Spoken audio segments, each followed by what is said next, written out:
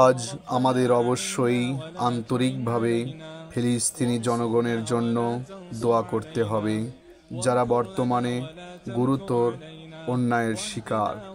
সাম্প্রতিক দিনগুলোতে যখন তারা আল আকসা মসজিদে নামাজ পড়ার জন্য গিয়েছে, তখন তাদের উপর রাষ্ট্রীয় শাসনযন্ত্র নৃশংস হামলা চালিয়ে তাদের হতাহত করেছে। অনুরূপভাবে তাদের মালিকানাধীন একটি ছোট্ট বসতি শেখ জাররা থেকে তাদের বলপূর্বক উচ্ছেদ করা হচ্ছে। وسدد ألسنتنا واسلل سخيمة قلوبنا اللهم اجعل في قلوبنا نورا وفي أبصارنا نورا আজ আমাদের অবশ্যই আন্তরিকভাবে ফিলিস্তিনি জনগণের জন্য দোয়া করতে হবে, যারা বর্তমানে গুরুতর অন্যায়ের শিকার।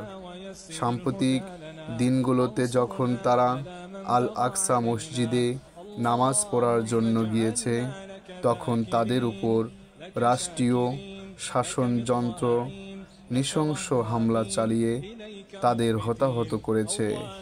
অনুরূপভাবে তাদের মালিকানাধীন একটি ছোট্ট বসতি শেখ জাররা থেকে তাদের বলপূর্বক উচ্ছেদ করা হচ্ছে।